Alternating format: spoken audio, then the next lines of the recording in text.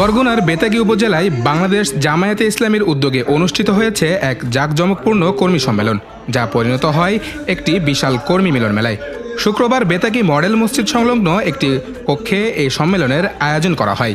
বরগুনা ২ আসনের জামায়াত মনোনীত সংসদ সদস্য প্রার্থী আলহাজ ডক্টর সুলতান আহমেদের বেতাগীতে শুভ আগমন উপলক্ষে এ সম্মেলনের আয়োজন করা হয়।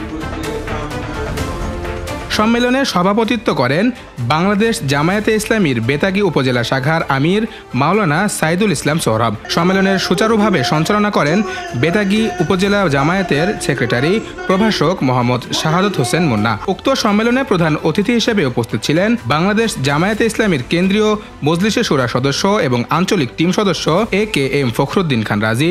বিশেষ অতিথি হিসেবে উপস্থিত ছিলেন বরগুনা জেলার জামায়াতের আমির অধ্যাপক মাওলানা হাবিবুল্লাহ হারুন, সেক্রেটারি মোহাম্মদ আসাদুজ্জামান আল মামুন, জেলা সহকারী সেক্রেটারি মোহাম্মদ শামীম আহসান এবং সাবেক জেলা নায়েবে আমির ও বর্তমান সংসদ সদস্য নির্বাচনে বরগুনা ২ আসনের জামায়াত মনোনীত প্রার্থী ডক্টর সুলতান আহমেদ।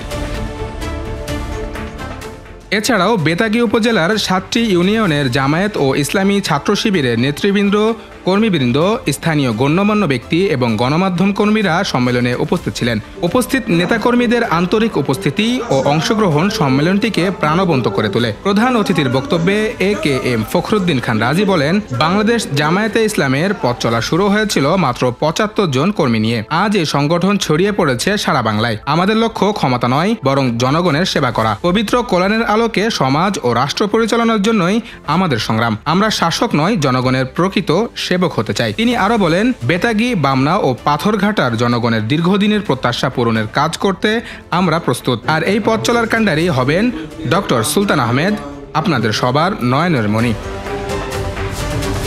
বক্তৃতায় ডক্টর সুলতান আহমেদ বলেন, আমি কোনো রাজা বাদশাহ হতে আসিনি, আমি এসেছি আপনাদের সেবা করতে। আমরা চাই একটি নৈতিক ও আদর্শ ভিত্তিক রাজনীতি, যেখানে যুব সমাজ গড়ে উঠবে ইসলামী আদর্শে। আজ যে ছেলেটি ৫ ওয়াক্ত নামাজ পড়ে সেই ছাত্র শিবিরের সদস্য হয়, এটা আমাদের ভবিষ্যৎ প্রজন্মের জন্য আশার আলো। তিনি আরও বলেন, বরগুনা ২ আসনের মানুষের দীর্ঘদিনের বঞ্চনার অবসান ঘটিয়ে ন্যায়ভিত্তিক উন্নয়ন নিশ্চিত করাই হবে আমার অঙ্গীকার।